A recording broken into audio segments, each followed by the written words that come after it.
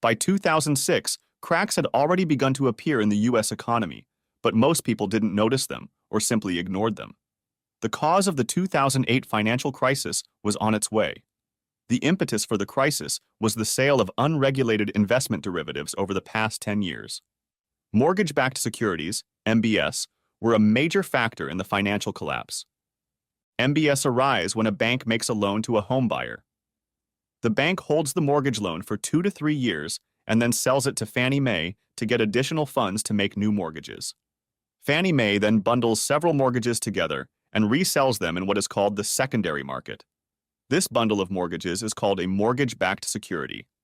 The value of the MBS depends on the value of the mortgages bundled together. Because of the ease with which banks can sell their mortgages to Fannie Mae, banks are willing to make riskier loans to home buyers. Many of these mortgages are interest-only or adjustable-rate loans, and when the U.S. Federal Reserve began raising mortgage interest rates between 2004 and 2006, many homeowners found that they could no longer afford their homes. When the number of mortgage defaults reached critical mass, the housing bubble burst, disrupting the global economy. Part 1. Asheville, North Carolina. Chapter 1. December 12, 2006. It was another boring Christmas party. It was the third time I'd been to the year-end party at Thompson & Associates, a brokerage and investment firm. The food was great and the drinks were flowing, but the conversation around the table was of no interest to me. My name is Tom Mayfield, and I wasn't working at T&A, but was at a +1 party for my wife, Michelle. Michelle, who almost everyone who knows her calls Mickey, is my wife of 3 years and one of the top salespeople at T&A. So, Mickey, when are you going to start putting your clients' money into the latest MBS products?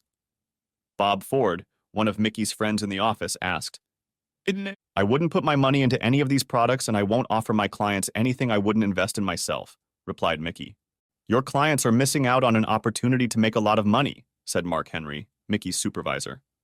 You should get into these products now before profits start to dwindle. Like that's ever going to happen, said Leon Goldberg. The MBS market is the gift that never stops giving. Leon was the best salesperson in the office. I sat only half listening to the conversation, but I wondered why Mickey was holding back from investing our money in something that produced such high returns. I had no idea what MBS was, and I didn't want to make a fool of myself and embarrass Mickey in front of the people she worked with. So I kept my mouth shut and decided to wait until we got home to ask her why she hadn't heeded Mark and Leon's advice. Let me tell you that Mickey knows more about financial planning and investment strategies than the professors who taught her these subjects in college. I, on the other hand, know nothing about these things and leave our financial planning and investment decisions to Mickey. When we got home that evening, I asked, "What are MBS, and if they are so profitable, why aren't we investing in them?" MBS are mortgage-backed securities, and I have a bad feeling about them. I see danger signs in these markets, and I think there could be big problems, said Mickey. If that's true, why do Mark and Leon rate them so highly, said I. They're so focused on the profits they're making that they refuse to believe anything bad could happen. What do you think should happen, said I. I think these MBS are a time bomb that's about to go off, and when it does, the housing market will collapse, said Mickey. How bad could it be? I think it could bring down the entire U.S. economy. I thought about what Mickey had told me for a moment and realized that I would trust her opinion more than Mark and Leon's. Then another thought occurred to me. I was working as a project manager for a home building company in Jacksonville and was busy building homes all over North Florida. How would all this affect my job? All I can say is that you should start looking for a job in another industry, Mickey said. I intend to do the same. When the bubble bursts, T&A is going to be in big trouble, and I don't want to be there when that happens, Mickey said. Mickey couldn't say when the housing market bubble will burst. She said it could happen in another 2 to 3 years, or maybe sooner. Trusting Mickey's opinion, I decided not to wait for the bubble to burst and sent my resume to a job search company. For 9 months, I received no job offers. Bill Ferguson, an agent for the headhunter I hired, told me that the labor market was already showing signs of an impending recession. In October 2007, Ferguson called me and told me he had a possible job offer for me. How would you feel about moving to Asheville, North Carolina? I don't know. I'd have to discuss it with my wife. What kind of job? Said I. A job with Standard Auto Services Corporation. They're in the auto repair business. They build car service centers and then sell them to franchisees. They need project managers to oversee the construction of new centers. The starting salary will be about $2,000 less than you're making now, but there's room for growth. Sounds interesting, but how much traveling will you have to do? Right now, they're building centers in North Carolina, Tennessee, and Virginia, so there will be a lot of traveling involved. How reliable is this company?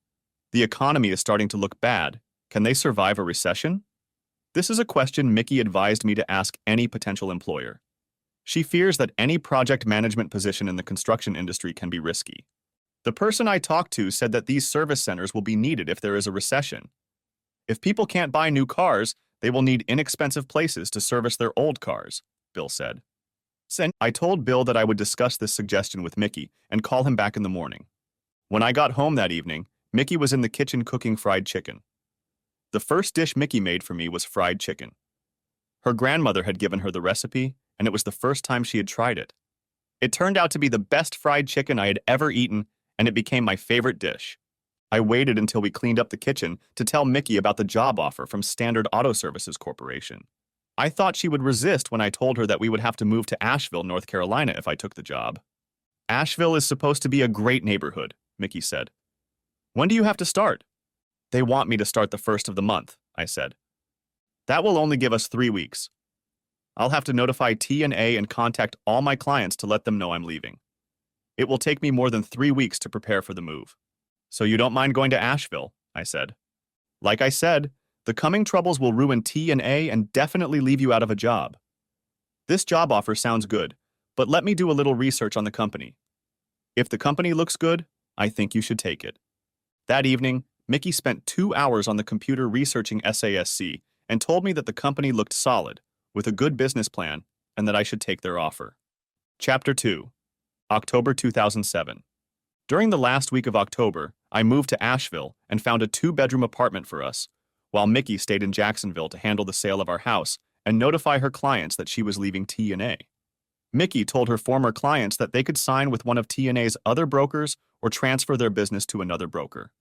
Mickey also sent out her resume to brokers around Asheville, and she was able to get a job with a broker who had just opened an office in Asheville. It took a month to sell a house that was a hot market just a few months ago. We had to drop the price by $5,000 to close the deal, but we still made money on the sale.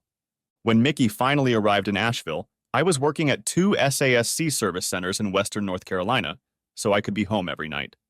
We spent the next 4 months having a great time exploring the neighborhood. In the spring of 2008, Mickey and I bought a house that had been foreclosed on. It was the first house built in a new neighborhood planned 11 miles north of the city of Asheville, on the west bank of the French Broad River.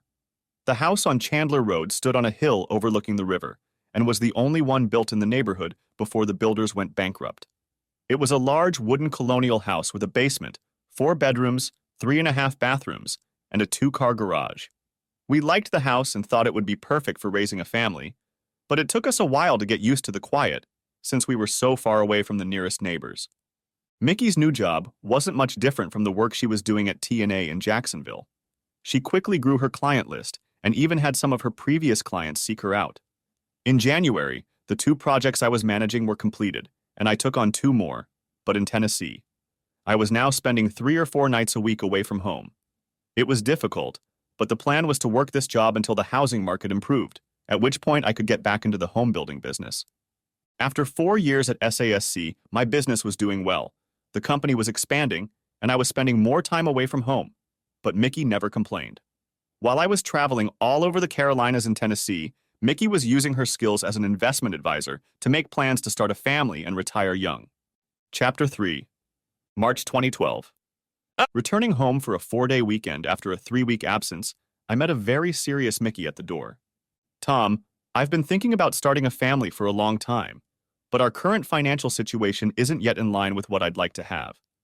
But I have a new investment opportunity that will help us get where we want to be in about 2 years. If we do this, we can start our family, and I can be a stay-at-home mom. You know me, I don't know anything about investing. I'm just a hammer and nails guy. I trust your judgment when it comes to investing our money. So, what is this grand idea, and how confident are you that it's a good opportunity? I don't want to say yet. I met an investment consultant at a seminar I attended a couple months ago, and we discussed the idea for a few weeks. He has experience in this kind of investment, and he likes my idea. His name is Dave Nesbitt, and he's coming over tonight to discuss the possibility of pooling our money so we can take advantage of this opportunity before someone else does. Is this your idea or his? Mine. I just discussed the idea with Dave to see what he thought, and he came to love it and thinks we can pull it off. We can more than triple our investment. That means more money, honey. It sounds like you want to put most of our money into the deal. Are you sure that's a reasonable risk? Yes, I think so. Let's wait until Dave gets here and I'll explain what the deal is and how much we need to put in to make it work. I heard a car pull up in our driveway and went out to meet Nesbitt, who arrived in a red 2010 Corvette. I was a little jealous because I'd always liked Corvettes, but I always drove a truck like my Ford F-150 with four-wheel drive because it was necessary for my job. As we shook hands, I sized him up and guessed he was doing the same to me. Nesbitt was about my height, 6 feet 2 inches. His brown hair was shorter and darker than mine, and he had a mustache. He had a friendly smile, and when he spoke, I noticed a slight accent I couldn't identify. When we entered the house, I asked him where he was from. I grew up in Pennsylvania but spent 10 years in Cincinnati before moving here, he said. Reds or Phillies? I asked. Pirates. When Nesbitt and I entered the living room, Mickey was already coming from the kitchen, carrying a tray with 2 mugs of beer, a glass of white wine, and appetizers. I see you two have already met, so we can get started, Mickey said. Mickey looked at Dave and said, I haven't told Tom about our plan yet, so I'll do it now.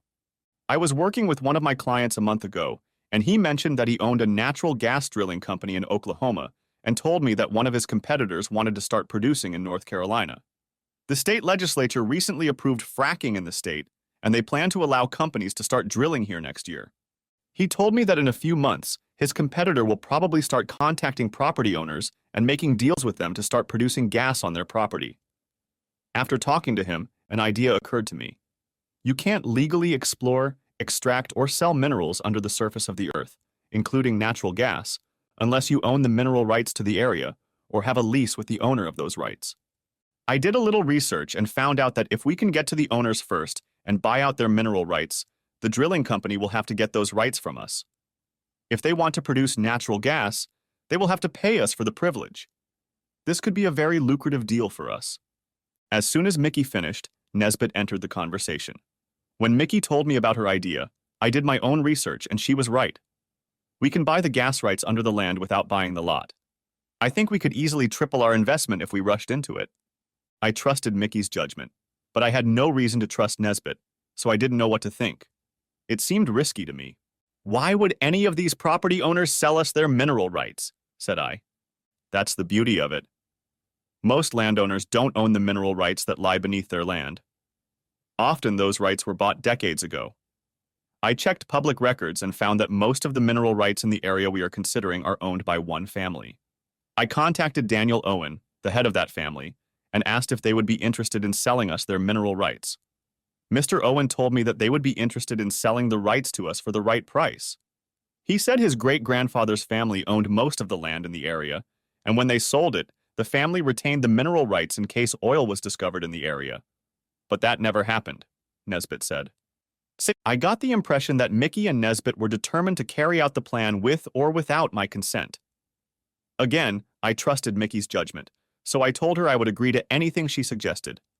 If we do this, how much will it cost us? I asked. We'll put in $500,000 and Dave will agree. That's enough to buy the mineral rights from the Owen family. That's a lot of money. Are you sure you want to do this? Said I. It's too good an opportunity to pass up, said Mickey, and Nesbitt nodded his head in agreement. What do we need to do now? Said I. We need to sign a partnership agreement, and I need your power of attorney to act on your behalf when you're out of town, said Mickey, holding out a stack of papers for me to sign. I think I signed 7 different documents. As soon as Nesbitt left, Mickey dragged me onto the bed and we got down to it. Monday morning, I headed back to Tennessee with a bad feeling about Mickey dragging us into this business deal with Nesbitt. I don't know if I felt that way because I didn't trust Nesbitt, or if it was about the money we were pouring into this endeavor. Probably both. There was another thing that bothered me. Even though the fun Mickey and I were having over the weekend was fantastic, she never once said, "I love you." Earlier, when we made love, Mickey had confessed her love to me several times. Chapter 4. April 2012. 3 weeks later, when I arrived home for the weekend, I wasn't greeted as warmly as I expected. Mickey kissed me on the cheek and asked me how my work was going, but showed no interest in my answer. Then I asked her how our business plan was going. I thought she would be happy to tell me about it, but I was wrong. "It's going about as well as we thought it would," was all she said on the subject. All weekend, Mickey seemed a little distant, and when I tried to question her about it, she said irritably, "It's no big deal. I'm just tired, and you not being home all the time doesn't help." Was she telling me that she missed me and didn't like that I was away so often? Or was she blaming me for her mood because I was away so often? I didn't know how to feel about it. I had no love that weekend. For the first time since we'd been married, I was glad I was going back to Tennessee on Monday. Mickey had been cold to me during our phone conversations during the first week I was away, but after that she warmed up a little, but continued to deny that anything was wrong.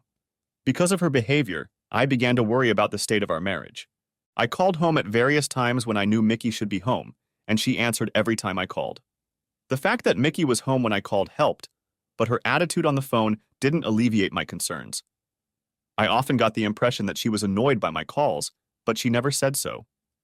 Thinking that the problem was that I was away so often, I made more of an effort to keep Mickey happy when I was home, but without much success. Months went by, and Mickey's attitude didn't change. Chapter 5. January 2013. It was the middle of January, and I was getting ready to head home for the long weekend, so I called Mickey to let her know what time I was heading out. This time, Mickey seemed happy to talk to me. We chatted for a minute, and then Mickey said, "FYI, it snowed 3 inches overnight. It didn't fall any more today, but it's been cloudy all day, and the temperature hasn't gotten above freezing. Be careful because a lot of the roads here are icy." It surprised me that her tone was more loving than it had been lately. Maybe Mickey was done with whatever was tormenting her. It was already dark when I approached the house, but I could see that there was still snow on the driveway. My attention was drawn to the tire tracks in the snow leading to the garage door. The tracks were too wide to be tracks from Mickey's Honda and led to the door on my side of the garage. After parking the car in the garage, I went outside to take another look at the tracks. There was only one set of tracks, and since there was no other car in the garage, the tracks were made by someone driving out of the garage and down the driveway. That meant that the tracks were made by a car that had been parked in the garage before it snowed, and the width of the tire tracks made me think of Nesbitt's Corvette. Mickey greeted me in the kitchen with a kiss and seemed happy to see me, but I wasn't sure I was happy to see her. I didn't mention the footprints in the snow. I wondered if she would tell me who had spent the night with her. I asked her if she had been out in the snow, and she said no. Chapter 6. February 2013. When I left for work on Monday, I was pretty sure Mickey was having an affair and suspected it was Nesbitt entertaining my wife, but before I said anything to her, I had to find out for sure. I decided to go home for the weekend a week earlier than usual and didn't say anything to Mickey. I took Thursday off, rented a car, and traveled 500 miles in 7.5 hours, arriving home at 6:15 p.m. I parked the rental car in a vacant lot a quarter-mile down the road and walked back to the house. I looked in the garage. Mickey's car was in place, but there were no lights on in the house.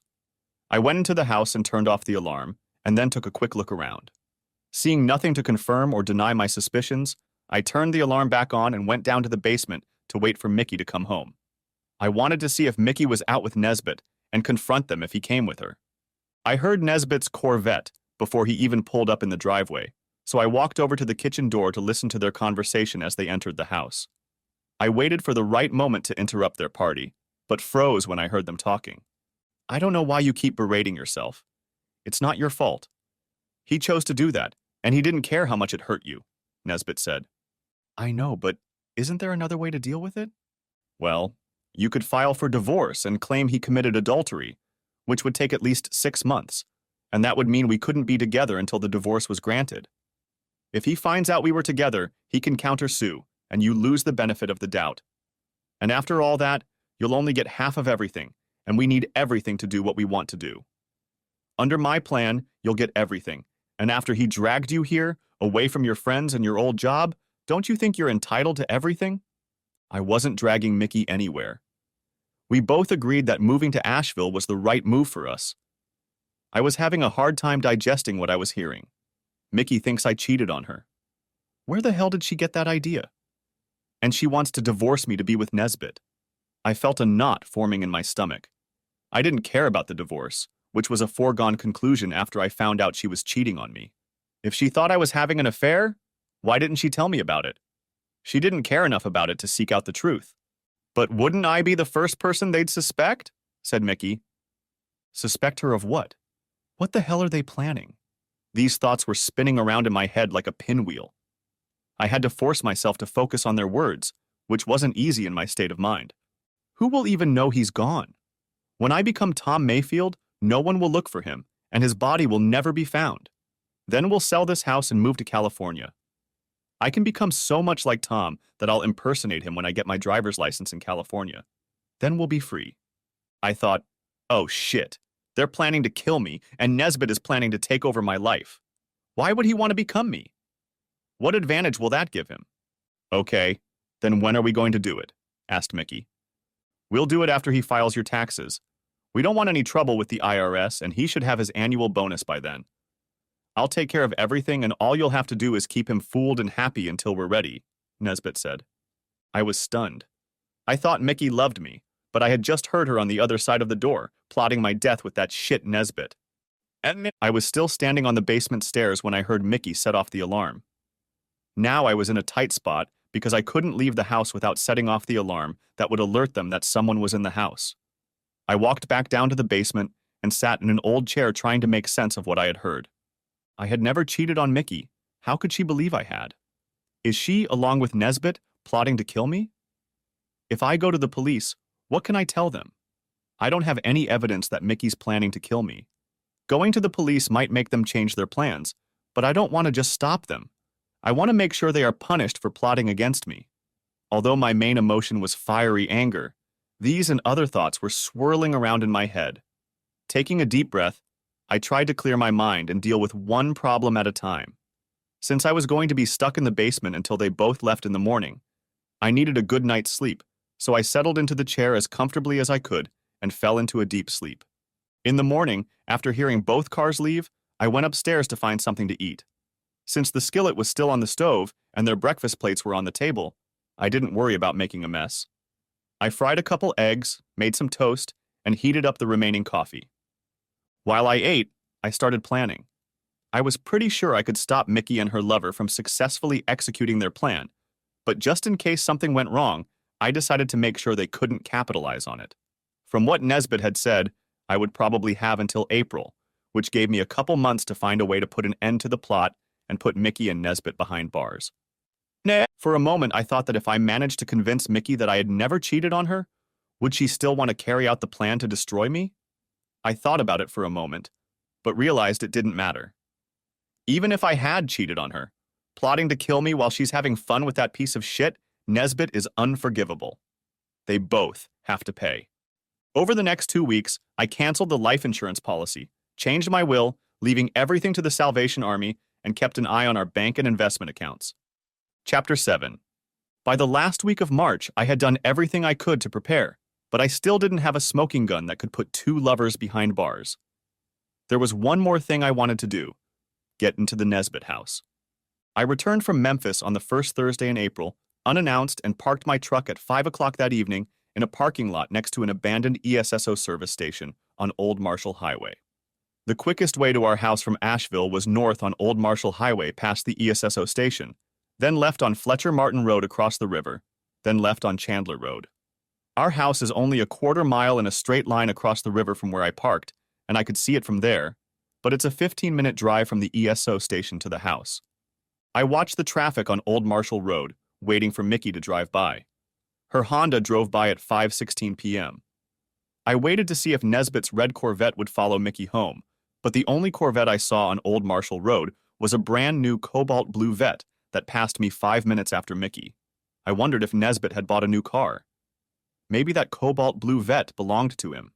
Through binoculars, I watched the house until I saw a blue Corvette pull into my garage. I waited a half hour to make sure they weren't leaving again, then drove to Nesbit's house. His house was in a wooded area, sheltering all the houses in the neighborhood. I parked the car on a nearby street and walked to the house. As far as I could tell, the house had no alarm system. I didn't feel like breaking down the door unnecessarily, so I examined the house from the outside to see if it had a hidden key somewhere. The key was on the ledge above the back door. The house was a ranch-style house with 3 bedrooms, one of which Nesbitt had turned into an office. That's where I began my search. There was a laptop on the desk, the power was on, so all I had to do was press the touchpad and the desktop lit up. I looked around his desk and found a list of all his passwords hidden under the computer, so I had no trouble opening his email. I started looking through the emails, but there was nothing in them that would incriminate him. There were no emails to Mickey, no emails from her, nothing business-related, until I found a letter dated February 3rd. The letter was from a real estate agent in Deadwood, South Dakota. Dear Mr. Mayfield, as your agent in this matter, I am pleased to inform you that Mr. McRunnell has agreed to your offer of $1.5 million for the purchase of the Deadwood Saloon, Hotel, and Casino on Main Street in Deadwood. I will send you the signed contract via FedEx as soon as I have it. We can arrange for Mr. McRunnell's lawyers to close the deal as soon as they receive your appraisal check from you. Mr. McRunnell is hopeful that we can close the deal in early May. I look forward to seeing you when you arrive for the closing of the transaction. Sincerely, Matthew Johnson. What the hell? Nesbitt buys a hotel and casino in Deadwood, South Dakota, using my name? Is that what he's doing with the money we gave him to buy mineral rights from the Owen family? Is that why he needs to take over my identity? I printed out the letter and continued looking through his records. I found nothing useful in the rest of the letters. I found a link to his bank account and was able to check it. There was no record of a $500,000 check from our bank being deposited into Nesbitt's account, but there was a check drawn on Nesbitt's account in the name of Mayfield Enterprises, LLC. Had Mickey and Nesbitt set up a company in my name, and what is an LLC? I Googled LLC and learned that it stands for Limited Liability Company. An LLC can easily be created by one or more owners to protect their personal assets from lawsuits filed by the LLC's creditors. Did Mickey and Nesbitt create Mayfield Enterprises LLC to buy mineral rights in North Carolina? Or is there something else going on here? Did Mickey invest our $500,000 in the LLC? Is the proposed purchase of the Deadwood Saloon, Hotel, and Casino an LLC deal? It was becoming like a case of, the more you know you don't know. In Nesbitt's bookmarks, I found a link listed only as me. It turned out to be the website of Mayfield Enterprises. On the homepage of the site was a photo of Nesbitt and Mickey with a caption under the photo listing them as Thomas and Michelle Mayfield, President and Treasurer of Mayfield Enterprises, LLC. Nesbitt had already taken over my identity. The website described Mayfield Enterprises as an investment firm interested in mergers and acquisitions. That was all that was on the company's homepage, which led me to believe that the site was under construction. I searched the internet for information about Mayfield Enterprises, but got no results, indicating that the site had not yet been put online. I couldn't find anything else on the computer that would help me understand what Nesbitt and Mickey were doing. Since the computer didn't help me anymore, I started going through the desk drawers. In the top center drawer, I found a loaded 9mm pistol. I left it where it was and moved to the top left drawer where I found an open FedEx envelope. Inside the envelope was a contract to purchase the Deadwood Saloon, Casino, and Hotel. According to the contract, Mayfield Enterprises offered $1.5 million for the casino and hotel. The contract was signed by Thomas Mayfield, president of Mayfield Enterprises, but it was not my signature. The handwriting didn't look like Mickey's, so I assumed it was Nesbitt signing my name. I put the contract back down and went to the next drawer where I found 2 notepads, a blue and a green one. I pulled them out and put them on the table. I opened the green notebook and started reading. The contents of the notebook were maybe 50 pages long, but it detailed what Nesbitt had been doing for the past couple years. It was written like an outline for a book he was going to write, only the main characters were Nesbitt, Mickey, and me. Nesbitt sketched out each step of the plan and then wrote in the details as he went along. Names, places, and times. The outline of the plan began 2 years ago, even before he met Mickey, and continued right up to his plan for my death. Nesbitt began by describing the married couple he hoped to find. They had to be about his age. Both had careers with good incomes and no children yet. The couple had to have recently arrived in the area and have no close relatives nearby. The wife had to be attractive, assertive, and have the confidence of her husband. the husband would have to work hard or travel frequently. He detailed how he managed to find the perfect couple for his scam. He joined LinkedIn and began making connections with professional women throughout the Southeast. That's where he found Mickey. Nesbitt studied both of us until he was convinced we were the right couple for him. Nesbitt described Mickey as smart and beautiful and said he would enjoy seducing her. He described me as a chicken shit, and he seemed to think he would have no trouble turning Mickey against me. He would start by convincing Mickey that I had affairs with women when I worked outside the home. Nesbitt began seducing Mickey in 2011. He tricked his way into a broker seminar that Mickey was attending and convinced Mickey that he was an investment analyst who had recently arrived in Asheville. He discovered that Mickey liked being complimented on how she dressed and how smart she was. Compliments about how attractive she was did not work on her because she was not a person who needed to be convinced of her attractiveness. It took Nesbitt 3 months to convince Mickey to have lunch with him, but after that, they had lunch together at least twice a week. Nesbitt's next step was an anonymous note in which he told Mickey, "I had an affair while I was working in Tennessee." Once Mickey suspected something, Nesbitt had no trouble incurring her wrath. He managed to convince Mickey to do nothing until she had proof that I was cheating on her. The proof came in the form of another anonymous note with photos attached. The pictures showed a blonde woman having dinner with me and another picture of the same woman leaving my hotel room. The photos must have been off-photoshopped because I never had dinner with this woman and never had her in my hotel room. In fact, I had never met the woman in the photos. Once Nesbitt pissed Mickey off enough that she wanted to divorce me, he was able to get her into his bed. The affair started over a year ago, and during that year, Nesbitt told Mickey that he was in love with her and wanted to marry her after he divorced me. But she shouldn't let on that she knew about my cheating just yet.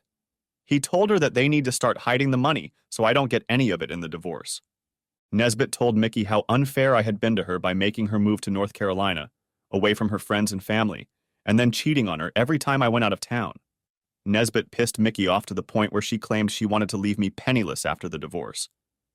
Then Nesbitt pointed out that North Carolina is a no-fault state, and I would get half of everything in the divorce. When he finally got Mickey to say that it wouldn't be fair for me to get anything after the way I treated her, Nesbitt offered her a way to get everything. It took several months before she agreed with him and began planning how they could get away with killing me. The idea of buying up the mineral rights was bogus from the start. It was a way to take all our savings and put them somewhere I couldn't get to them. Mickey told Nesbitt that I knew nothing about financial matters and trusted her completely. If she had told me that buying mining rights was a great investment, I would have believed her. They used this scam to get me to sign the LLC formation papers and hand over all our savings to them, and like a gullible idiot, I agreed. On page 46 of the notebook, Nesbitt wrote that he had already dug a grave at a location 20 miles farther north and provided GPS coordinates. The two of them had decided on the method of my death, but not the time. Nesbitt had a small amount of cyanide, and when the day came, Mickey would simply slip it into my coffee.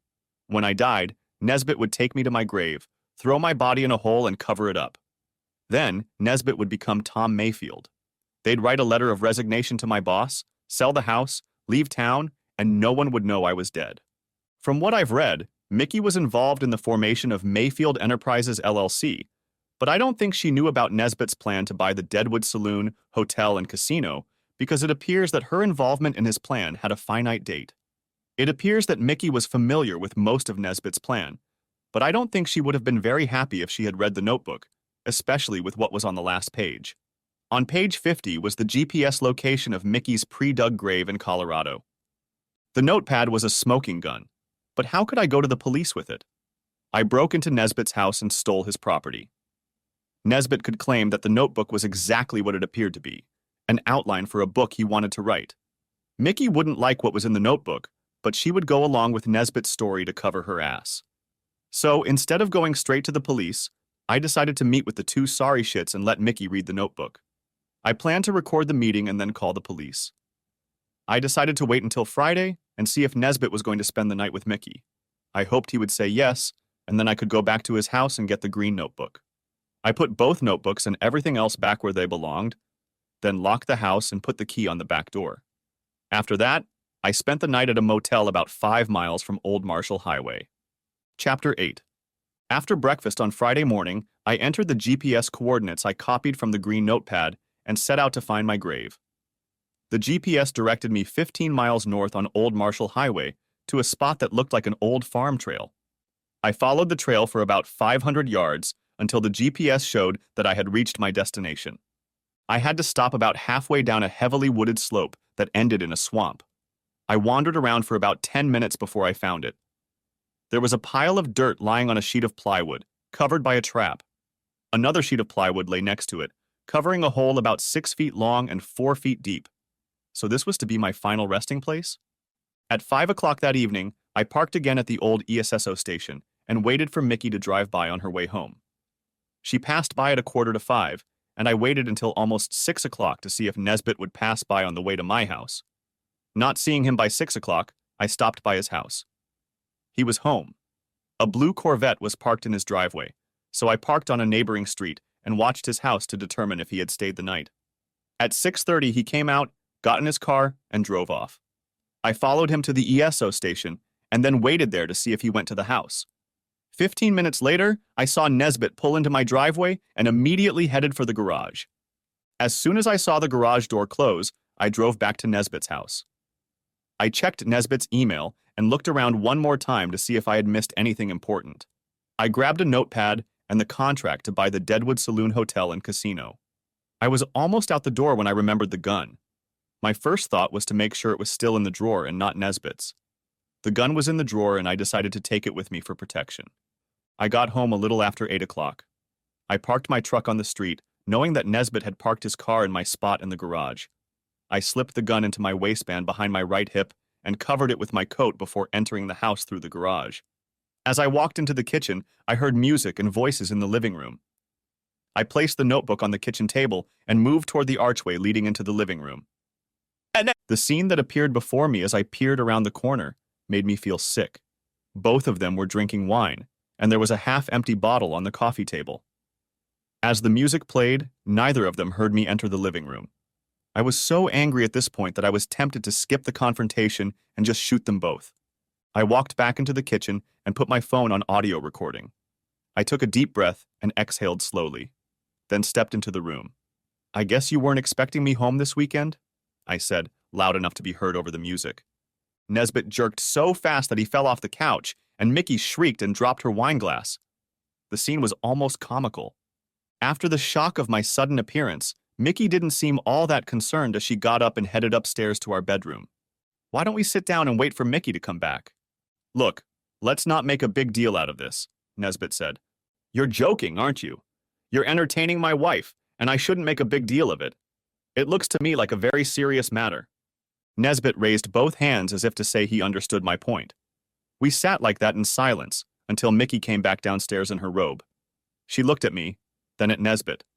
I noticed a slight smirk on Nesbitt's face when he said, "I wouldn't mind a cup of coffee, would you?" "Mickey, why don't you make some coffee?" When Mickey entered the room, she looked calm. But when Nesbitt told her to make coffee, her calm look was replaced by a concerned one. When I saw the look on Mickey's face change, I decided that Nesbitt had signaled to Mickey that he wanted her to put cyanide in my coffee. Apparently, Nesbitt decided it was time for me to leave. From where I was sitting, I saw Mickey enter the kitchen, pour coffee into the coffee maker and fill it with water. Then she disappeared from sight, I realized, to prepare what she thought would be the last cup of coffee I would ever have. Mickey didn't return to the living room, and the silence in the room began to alarm me. "So, how long have you two been playing behind my back?" I asked. Nesbitt smirked again and replied, "We've been in love for a little over a year now." We were silent for about 10 minutes until the coffee maker made the hissing sound it always makes when the last of the water seeps through the grounds. Another 5 minutes passed before Nesbitt called out to Mickey, "Hey, honey, if you're not doing anything, why don't you get some coffee?" "In a minute," Mickey replied. It was another 5 minutes before I saw Mickey filling the cups. She put the cups on a tray, carried them into the living room, and set the tray on the coffee table. Mickey placed my cup on the small table sitting next to me and then handed Nesbitt his cup. When she finally sat down, Mickey looked at me with a sad expression on her face. I hoped it meant she regretted what she was doing. Nesbitt picked up his cup and took a sip, then looked at Mickey and smiled. I picked up my cup, held it for a second, and put it back down. "It's too hot," I said, and put the cup back on the table. "So, Mickey, why? Why did you let yourself be seduced by that piece of snake excrement?" Nesbitt put a smirk back on his face as he sipped his coffee, then turned to Mickey and said, "You can tell him. It won't hurt anything now. You were never here, but Dave was. He convinced me that I'd be better off with him than with you." I thought that was an odd answer. She didn't accuse me of cheating, which I expected would have been her first excuse. I also noticed that her answer puzzled Nesbit. He didn't seem satisfied with her answer. I picked up my cup again and said, "That's a pretty flimsy excuse for an affair." Nesbit looked at Mickey and said, "There was a lot more to it than that, and it wasn't just an affair. Mickey is going to be my wife after your divorce." I pushed the cup away as if about to take a sip and watched for Mickey's reaction. But she was looking at Nesbit. He was watching me, waiting for me to take the fateful sip from my cup. When I set the cup back down again, Nesbit looked annoyed. I decided it was time to put an end to this farce. "Mickey, do me a favor and please bring the notebook I left on the kitchen table," I said. When Mickey stood up, I pulled the gun from under my jacket, but kept it in plain sight behind my right hip. "What notebook?" asked Nesbit. "Last night, while you were entertaining my wife, I paid a visit to your house, and I found an interesting notebook in your desk," I said. "You know, the green one that had your plans for Mickey and me in it." When Mickey came back into the room with the notebook, Nesbit snatched it from her and said, "It's just a bunch of nonsense I wrote for my own amusement." "Did you give it to Mickey to read?" "I think she should." Mickey didn't say a word. She just sat down and stared at Nesbit. "Mickey doesn't need to read it," Nesbit said. "But the police will be interested in reading it when they get here, especially when they find cyanide in the coffee that Mickey made for me. You're both going to find yourselves in very deep shit." Nesbit stood up and headed toward me until he saw the gun in my hand. "Sit back down, asshole." Nesbit picked up his coffee cup and looked like he was going to throw it at me, so I stood up, pointed the gun at his head and said, "Sit down and shut up." Nesbit sat back down, and so did I. Both Mickey and Nesbit seemed to be waiting to hear what I had to say. Nesbit tried to act calm while sipping his coffee, but Mickey wasn't calm at all. Then Mickey finally spoke up. "Tom, I'm sorry I messed up. You don't have to worry. I didn't put anything in your coffee." Nesbit threw Mickey an angry look and asked, "What did you do?" "I found a notebook in the kitchen while I was making coffee and read it. Everything you told me was a lie. I was ready to destroy Tom because I believed your lies, and now I find out you were planning to destroy me, you bastard. I was so stupid, but not anymore. I put poison in your coffee, asshole." Nesbit screamed, "Damn you!" and lunged at Mickey, but she backed away from him, causing him to fall to the floor. When he tried to get up, his breathing became hoarse and his lips seemed to turn blue. He sank to the floor again, his body beginning to convulse. He died a few minutes later. Mickey sat on the couch looking at Nesbit's body and cried. When Mickey looked up at me, tears streaming down her cheeks, she said, "I'm sorry, Tom. You'd better call the police right now. When they get here, I'll tell them I'm the one who put the poison in his coffee." I held the phone in my hand, ready to make the call, and was thinking about what I would tell the police when I realized that I might not come out of this situation unscathed. I looked at Nesbit's body on the floor, and I felt sick to my stomach, so I went into the kitchen and sat down at the table. Mickey followed me and sat across from me. Mickey wrapped her arms around her head and said, "I can't believe I messed up my life like this. I let that bastard ruin our lives. I'm so sorry, I'm so sorry. I deserve everything that's going to happen to me now," Mickey said. When I didn't say anything back, Mickey looked at me and asked, "Aren't you going to call?" "Will you get me a beer while I think it over?" said I. "Nesbit's in no hurry to go anywhere right now, so why should we be in a hurry?" I sat for 10 or 15 minutes before I took my first sip, then finished my beer before I spoke again. "How do you look at staying out of jail?" said I. "How can I? I destroyed it, and you saw me do it. And you have a notebook with his plan to destroy you with my help," said Mickey. "I also recorded our conversation. How many people know about you and Nesbit?" "No one knows except you." "We made sure no one saw us together in public, and I haven't told anyone about our affair," said Mickey. "What did you mean when you asked me if I wanted to avoid jail?" "If you want to stay out of jail, we have to get rid of that asshole," I said, pointing to the other room. "Get rid of him? How?" "Since he was kind enough to provide us with an empty grave, we'll go along with his plan with one exception. Instead of me, that asshole will end up in that hole." Mickey's face was pale, almost white as she looked at me. "Are you going to bury him?" "No, we're going to bury him. I need you to empty his pockets. Give me the car keys, wallet, and everything else he has. You can't do that? He was your lover, and you destroyed him, so you have to do it. Mickey walked to the living room and pulled Nesbitt's wallet out of his back pocket, then flipped him over onto his back to go through his front pockets. Finished, she handed me Nesbitt's wallet and his keys. While you get dressed, I'm going to start my truck in the garage, I said. I had to get Nesbitt's Corvette out of the garage before I could start my truck. Sitting in the vet, I couldn't help but think about what it would be like to own a car like that. Then I started worrying about the car. That's something I'll have to think about later. After parking the vet on the street, I drove my truck into the garage as close to the kitchen door as possible.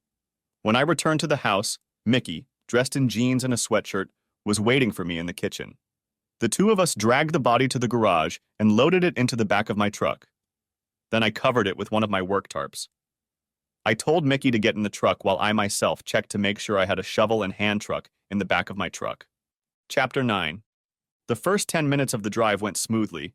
Then I asked Mickey why she had betrayed me like that. Dave convinced me that you were cheating on me. He kept telling me he loved me and I needed to leave you to be with him. What made you want to kill me? Why not just get a divorce? It was about money. Dave told me that by getting rid of you, we could use our combined resources to start Mayfield Enterprises. He said we'd make millions of dollars. He played on my anger that you cheated on me. I was so gullible. I know you'll never be able to forgive me, and I may never be able to forgive myself. I didn't comment on her answer. Why was he going to take over my identity? Dave said it was to make sure no one would come looking for you. Dave said the plan was to make it look like we quit our jobs, sold the house, and moved to California. When did Nesbitt buy that new Corvette? He picked it out a few days ago, Mickey said. The car could be a problem, I said. We have to get rid of it so no one will look for Nesbitt. Is there any way we can sell it? Mickey was quiet for a minute, then laughed. You think that's funny? Well, what you just said is a bit funny. The car isn't really a problem. Here's what's funny. Dave arranged for Mayfield Enterprises to rent a car for the president of Mayfield Enterprises. The car is yours. You're kidding. The car is registered to Thomas Mayfield, and since you are Thomas Mayfield, problem solved. The sudden thought of owning this beautiful car excited me, but then I had to come back to the reality of what we were doing. Tell me about Mayfield Enterprises, I said.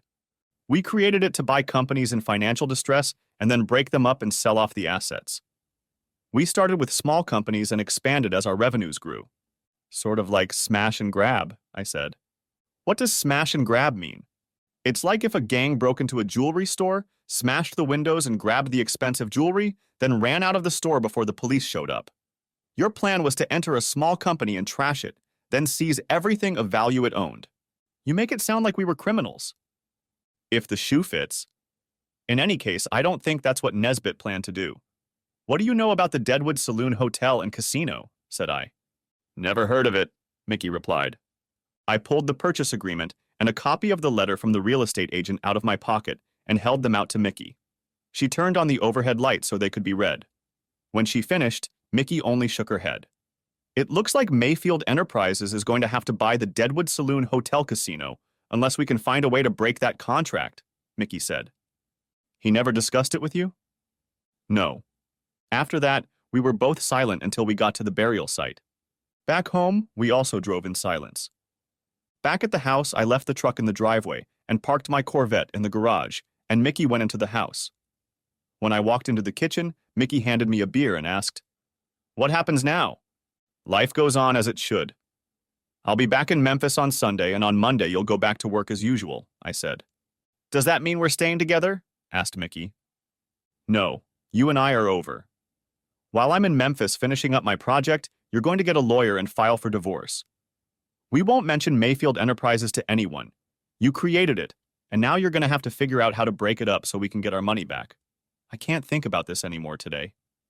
It's been a long day and I'm tired. We'll talk more about it tomorrow. I'll be in the guest room." Chapter 10. When I went downstairs in the morning, Mickey was already up. "I made coffee," she said. I think she understood my look. "I didn't put anything in it," she said. "I'll have a cup with you." I poured a cup for both of us and sat down across from Mickey. "I've been thinking about our situation. We can't liquidate Mayfield Enterprises," Mickey said. At least not yet. Why not? Said I. What we're most concerned about is the contract to buy the hotel and casino in Deadwood, South Dakota. I reread the purchase agreement again this morning, and there's a clause in it that requires Mayfield Enterprises to pay a 10% down payment for the inspection by April 10th. That's $150,000 that we won't get back if we don't make the purchase. And if we refuse to pay the advance, what happens? I asked. They'll sue us, and we'll end up paying $150,000 plus legal fees. We'll have to buy the casino and try to make it work for us. I think we should at least check it out before we give up on it. Besides, your Corvette is leased to Mayfield Enterprises. You don't want to give it up, do you? Chapter 11. After breakfast, I told Mickey that I was going to take the plywood and tarp from the burial site and put them in Nesbitt's garage because I didn't want them to be found anywhere near our house.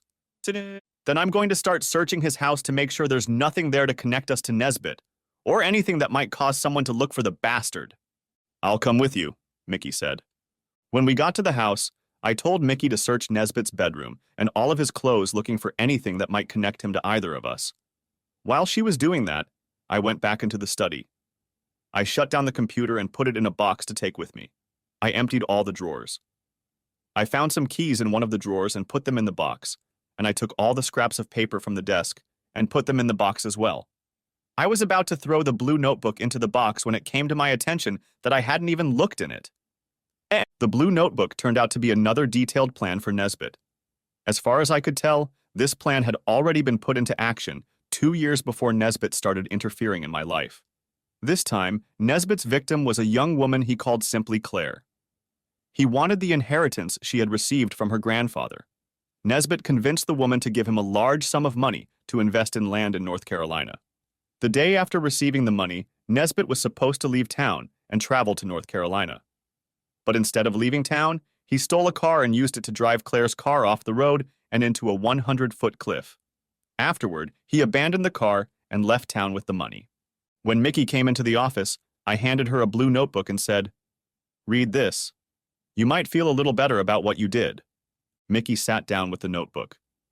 When she finished reading, she began to cry. He was a monster, and I'm ashamed that I couldn't see him for what he was. I gave her a minute to calm down, and then asked if she had found anything during the bedroom search. A few restaurant receipts. I threw them in the trash. Nothing else. I'll have to come here on Monday to empty his trash can. Is there anywhere else I need to look? No, I've already looked in the hall closet and the kitchen. I shook out the contents of the table into a box. We'll take it with us and take a closer look at the contents when we get home. Back home, Mickey and I went through the papers in the box we'd brought with us and tossed anything that wasn't important to us into the trash. One item of interest was the closing statement on the purchase of the Nesbitt house. It turned out that the house was owned by another LLC called Nesco. I opened Nesbitt's laptop and searched for files related to Nesco and found them hidden in a music folder. I handed the laptop to Mickey so she could read the files. While Mickey studied the Nesco files, I continued to sort through the papers. One thing I almost missed was a receipt for a safe deposit box rental at the Asheville Savings Bank. The receipt had Thomas Mayfield's name on it. Another step by Nesbitt toward taking over my life. I wondered if the key to the safety deposit box was among the keys I had found in Nesbitt's desk. There were 5 keys, and one of them looked like it might have been meant for a safety deposit box and another for a mailbox. I mentioned the safety deposit box and mailbox key to Mickey. There's a lot of money tied up in Nesco. The $500,000 Dave invested in Mayfield Ent came from Nesco, and the balance is about $540,000. In addition to the money, Nesco owns Dave's house and apparently another house in the Cayman Islands. Nesco's address is a P.O. box in Asheville. I'll go to the post office in Asheville tomorrow and see if the key you found will open that box. There may be a problem with the safe. I don't know what we can do about it, Mickey said. I wonder if one of those keys might be to a house in the Caymans. Maybe Nesbitt has a bank account there, said I. We spent the rest of the day talking about Mayfield Enterprises and the probable purchase of the Deadwood Saloon Hotel and Casino. We decided that we would have to pay $150,000 in April. Then, we would both go to Deadwood in May and see if we could find serious enough problems with the property that would allow us to back out of the purchase agreement without losing the money spent on due diligence.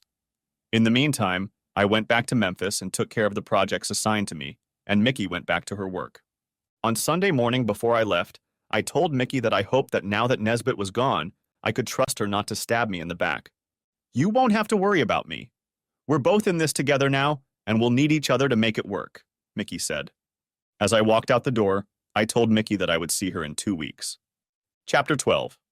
Over the next 2 weeks, I finished the 2 projects I was working on in Tennessee and took a week off. When I got home, Mickey brought me up to speed. She told me that she checked the Nesco mailbox daily, and the only email, other than spam, was a Visa bill for Nesco. Mickey said she found Nesbit's password and was able to log into Nesco's bank accounts and pay the Visa bill. I told Mickey that I was thinking of going to the Cayman Islands and checking out a house owned by Nesbit. Mickey said she would like to go with me, but couldn't carve out time at work on such short notice. I flew in on Sunday, arriving at 2 p.m. I took a cab from the airport to my home in Grand Cayman. It was a 2-bedroom bungalow with a beautiful view of the Caribbean. I knocked on the door, but there was no answer, so I tried using the keys I had brought with me and was able to open the door. The house was furnished, but had clearly not been lived in for a long time. There was a layer of dust on the furniture, and the house smelled musty due to the fact that it had been closed for a long time. I texted Mickey and told her about the house. She suggested that I hire a cleaning service and contract them to clean the bungalow once a month, unless we called and asked them to get the bungalow ready for guests. Their services would be paid for by Nesco. We planned to use the house as a vacation home and possibly rent it out when we weren't using it. I stayed here until Thursday, enjoying the weather and the beach, and then returned home. When I got home, Mickey said she had some ideas she wanted to discuss with me. I think we should merge Nesco with Mayfield Enterprises. Then we can sell Dave's house here and keep the house in the Caymans, Mickey said. How are we going to do that? You'll have to pretend to be David Nesbit, so we can go to a lawyer and tell him that you have to give me a power of attorney to act on your behalf in the merger of Nesco LLC with Mayfield Enterprises LLC. How am I going to pass myself off as Nesbit? I don't look anything like him. Start by growing a mustache. When they grow, I'll darken your hair and style it to look like Dave's hair. I think I can make you look enough like the pictures on Dave's driver's license and passport to impersonate him. I already have a lawyer. He knows me, so he won't get suspicious. I think we can pull this off. As soon as I get the power of attorney, I'll draw up a business agreement to merge the 2 companies, as well as an agreement to buy out Nesbit's stake in Nesco. How do you plan to pay Nesbit for his stake in the company? We will open an offshore account in a Cayman bank in Nesbit's name and transfer the money into that account. We'll take the money back later, Mickey said. One more thing. You need to go to Asheville Savings and Loan and open a safety deposit box.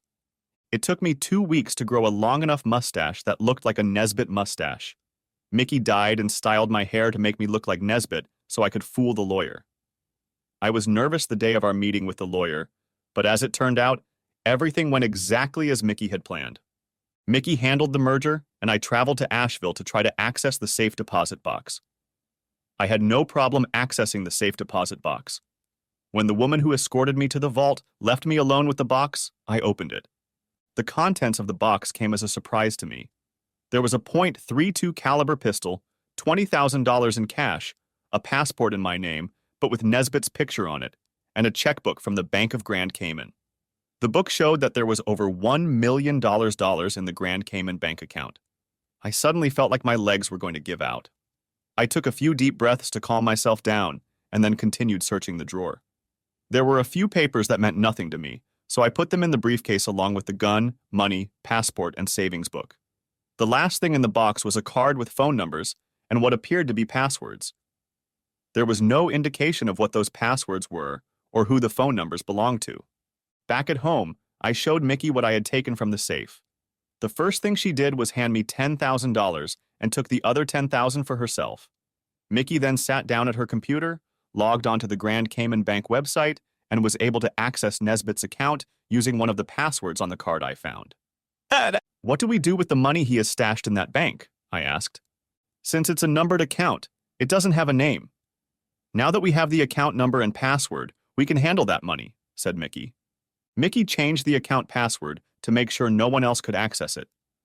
Then she said, "This will be our money. I suggest we leave that money in there and put it aside for a rainy day. Now that we've cut David Nesbit out of our lives, it's time to move on and try to do something useful with Mayfield Enterprises and the Deadwood Saloon Hotel and Casino." That should keep us busy. I suggest we drive down there, look at the property, and see if there is a way to get out of the deal. If not, we'll have to start learning how to run the hotel and casino. Chapter 13. Thursday, December 19th, 2013. An hour earlier, I had finished my last meeting with the contractor and decided to grab a drink before heading home. For an hour, I sipped a double bourbon, mentally analyzing the past year. It had been 10 months since my life had been turned upside down in February, when I found out that Mickey had not only cheated on me, but was planning with her lover to kill me. The confrontation between Mickey and Dave Nesbitt had led to Nesbitt's death. Now, 10 months later, instead of being the project manager at SASC, I am the president and CEO of Mayfield Enterprises, and Mickey is the CFO. In May, Mickey and I traveled to Deadwood, South Dakota, to do a final inspection of the Deadwood Saloon Hotel and Casino to see if we could find a way to void the purchase agreement and recover the $150,000. It turned out that the property was exactly as described in the offer for sale, so there was no way to cancel the purchase agreement. We made a $500,000 down payment and obtained a business loan for the rest of the purchase price, and Mayfield Enterprises LLC became the owner of the Deadwood Saloon Hotel and Casino. The mansion was in need of renovation, so I moved to Deadwood to manage the project, and Mickey stayed in North Carolina and continued to work in a brokerage firm while managing the financial affairs of Mayfield Enterprises. The Deadwood Hotel and Casino, as Mickey and I renamed it, had been a busy hive of activity over the past few months as we completely renovated the building in preparation for the grand opening on Saturday, December 21st. I finished my drink and took another look around the saloon we had named the 1870 Mayfield Saloon. I was proud of the look that had been created. Walking through the doors of the saloon was like stepping back in time to the 1870s. And I was still feeling good about the renovations as I walked to my truck. I still have the Vet, but you can't drive a Corvette around Deadwood in the winter. As I reached to open the truck door, a voice behind me asked if I was Tom Mayfield. I answered yes and turned around to see who was addressing me, but before I could react, I was attacked by 3 men. 2 of them put my hands behind my back and tied my wrists, while the third put a sack over my head. I tried to get free, but my attackers pressed me against the wall of the building and held me down. I started to say something, but one of the men kicked me in the kidneys and told me to shut up. We stood like that for a few minutes until I heard the sound of a car pulling up. As soon as the car stopped, I was shoved into the back seat and then forcefully laid on the floor. I had no idea what these people wanted from me, and it scared the hell out of me. All sorts of ideas started swirling around in my head. Was this really about Deadwood? Had Mickey decided to betray me again and kill me to gain full control of Mayfield Enterprises? I don't know how long we were in the car. I think about half an hour before we stopped, and I heard the garage door open, and then the car pulled inside. When the garage door closed, I was pulled out of the car and forced to walk between 2 men. They half-dragged me up some steps and led me into the house. We walked down a hallway and into a room where they sat me in a chair and told me to keep my mouth shut. With the bag over my head, the only thing I could see was part of the wooden floor beneath my feet. "We got him," one of my captors said. "Was he giving you trouble?" This was said by a man with deep gravel in his voice. Then laughter broke out. "No trouble at all." "Go get CJ," said the gravelly voice. Chapter 14.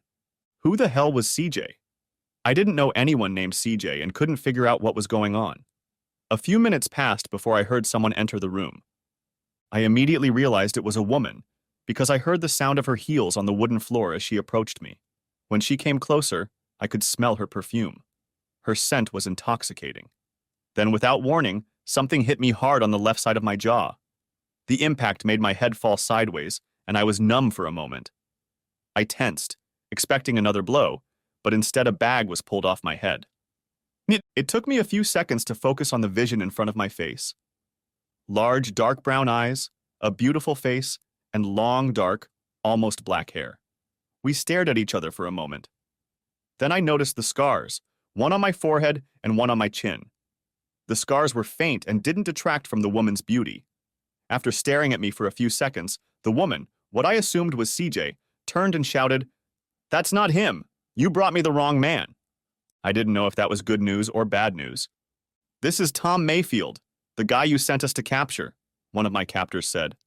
"Damn it, Jimmy. I gave you a picture of Howard. I don't know who this guy is." Then she turned to me again. "Who the hell are you?" "I'm Tom Mayfield." That can't be right, she said. Do you know Howard Mason? No, never heard of him, I said. She looked at me again, then turned to the middle-aged man sitting at the table and said, Why can't these idiots do anything right? They had to look at him to make sure he looked like the man in the picture I gave them. If Howard was in Deadwood, he's probably gone by now. CJ, calm down. The man behind the desk had the same gravelly voice I'd heard earlier. You said the Corvette salesman said his name was Tom Mayfield, Jimmy said, then pointed at me. And he said his name was Tom Mayfield. I felt sick to my stomach. Can I see the picture you're talking about? 5 people in the room looked at me. Jimmy, give me that picture, CJ said. 10. CJ took the picture from Jimmy and held it in front of me. A cry of, oh shit, went off in my head. You know this guy, CJ said, pointing to David Nesbitt. In the photo, Nesbitt was standing next to a 2013 cobalt blue Corvette, the same one in my garage. And I couldn't think of any lie that could get me out of the shitstorm I was in, so I told the truth, at least part of it. I knew him as David Nesbitt, I said. He's a crook who tried to rip me off and steal my identity. Where is he? These clasps are cutting into my wrists. If you cut them, I'll tell you, I said, fearing they'd decide to beat the information out of me anyway. But I had to take my chances before I lost all feeling in my hands. Jimmy, let him go, CJ said. When my hands were free, I answered her question. The last time I saw him was in North Carolina, and he had just bought the car pictured. Judging by CJ's anger, I guessed that she had also been his victim, so I asked, How much did he take from you? CJ pulled up a chair and sat across from me. What makes you think he took anything from me? He's a con man. That's what he does. He obviously changed his name after he left you so you couldn't find him, and that right cross you hit me with tells me you're very angry with him. Howard took a little over $500,000 from me. It was an inheritance from my grandfather, and I want it back. I've known the asshole as David Nesbitt for the last 2.5 years. When did that happen to you? I met him 5 years ago. He was supposed to use my money to buy some land in North Carolina. He told me that we could then sell that land to real estate developers at a big profit. I was supposed to join him in Raleigh a few days after he left, but the next day I was in a severe car accident and was in the hospital for several days. When I was finally able to get out of the hospital, I couldn't find him. Been looking ever since. Damn. I already knew CJ's story. Nesbitt or Mason or whoever he was had written down what happened to CJ in a blue notebook. Doesn't the S in CJ stand for Claire by any chance? How do you know? I have information you need to familiarize yourself with, but it's at my house in Deadwood. If you go there with me, I'll show you what I have. I think that will fill in the blanks for you, I said. Why should I trust you? What have you got to lose? You can take Jimmy and his friends with you. You better not be fooling me. Jimmy was ready to zipper up my arms again, but when CJ saw that my wrists were already damaged, she stopped him. Chapter 15. On the drive back to Deadwood, I rode in the back seat between Jimmy and a guy named Dan, with CJ driving. When we pulled up to the house, I told Jimmy that I needed to get something out of the safe, and I wanted him to know that I had a gun in the safe. I don't want any accidents, so I'll open the safe and you can get the gun, I said. I could see that Jimmy wasn't sure about me, but he followed me into the office and watched as I dialed the combination, swung the door open, and let Jimmy come in and get the gun. I then pulled out 2 notepads and carried them into the living room where CJ was waiting for me. I prefer to keep this between the 2 of us as much as possible, so I'll have Jimmy and Dan wait in the kitchen. Jimmy looked at CJ and she nodded in agreement. There's beer in the fridge and liquor on the counter, I said. I then turned to CJ. I'm going to make myself a bourbon. Would you like something before we get started? It's not a date, and we're not going to have sex afterward, CJ said with a slight smile. It was nice to see that she had a sense of humor. That would be fun, I said. But I think you need a drink when you've seen everything I have to show you. Besides, I don't date girls who need chaperones. That elicited a small chuckle from CJ. Okay, I guess I'll have some bourbon on the rocks. Jimmy and Dan sat in the kitchen, each with one of my beers, and kept an eye on me while I sat in the living room with CJ. How did you find that picture you were showing me? I asked. Howard had a Corvette when I met him, and he told me that he leases a new Corvette every 3 years. I gave this information and a picture of Howard Mason to my private investigator, and he somehow found a Corvette dealer in Asheville, North Carolina, who was leasing him a car. The dealer said that the guy in the picture was the one who had leased the car and that his name was Tom Mayfield. The picture was taken when Howard was picking up the car. I'm impressed. Your private investigator managed to find a needle in a haystack. But how did you end up in Deadwood? A Google search. Your name came up in connection with a hotel. I called the number associated with the hotel and asked the girl who answered the phone if you were Tom Mayfield from North Carolina. She confirmed that it was you. I told CJ the story of how Mickey and I ended up in the Asheville area. I then told her about how I found out that Mickey was having an affair with Nesbitt. I discovered that not only was Mickey having fun with that asshole behind my back, but she was planning to destroy me. After that, I was determined to find out everything the two of them were up to. I paid a visit to Nesbitt's house while the asshole was at my house with Mickey. That's where I found the notebooks. I handed the green notebook to CJ and told her about Nesbitt's plan, how he was going to kill me, steal my identity, and then kill Mickey. You're still here, so what happened to your wife and Howard, or Nesbitt? I just call him an asshole to avoid confusion, I said. How did you stop them, and where are they now? I'll get to that later, I said, and put the blue notepad in front of CJ. I'm going to go to the kitchen and freshen up our drinks. I think you'll want some alone time while you read the contents of this notepad. I got up and took our glasses into the kitchen and put more ice and bourbon in them. I carried CJ's glass back into the room, set it next to her, and watched her read the first couple pages of the notebook, then returned to the kitchen. It took CJ 20 minutes to finish reading the notebook. When she was done, she put her head in her hands and started crying. When I entered the room, CJ looked at me and cried, "He tried to kill me. It wasn't an accident. He forced me off the road into a cliff and left me there to die. I trusted the bastard, and he tried to kill me. Now every time I look at those ugly scars, I'll think of how. That asshole." CJ stood up and walked to the kitchen. She handed the car keys to Jimmy and said, "You two go back inside. Tom and I have something to talk about." "Are you sure?" said Jimmy. "It seems that Tom and I belong to an exclusive club that neither of us wants to join. And we," said CJ looking back at me, "don't want to talk about it in front of outsiders." As they walked out, Jimmy handed my gun to CJ. "Just in case," he said. When they left, CJ handed the gun to me. "You're not a threat to me, are you?" No, I'm not." CJ went back into the kitchen and poured herself another bourbon. When she returned, I asked her about the scars. Did they come from the accident? When was that? I think you know it wasn't an accident. It happened in April 2010. What do you think happened? I drove off the road into a cliff, flew 100 feet, and landed front end on the rocks on the shore of Lake Erie. That's all I know about what happened. When they pulled me out of the car, I was unconscious and didn't regain consciousness for 2 whole days. I don't remember anything about what happened, and the police couldn't find anyone who witnessed the accident. The scars were left from the airbag hitting me in the face. It's bad enough that I'll have these ugly scars for the rest of my life. But now they'll be a constant reminder of what a big fool I was for letting that man into my life. Those scars don't detract from your beautiful face. I think they give you an air of mystery. I could sit here and stare at you all night without being distracted by them." CJ's face flushed slightly and she laughed. "You're still trying to get me into your bed, aren't you? Is it working?" "No." "Okay, now tell me the rest of the story."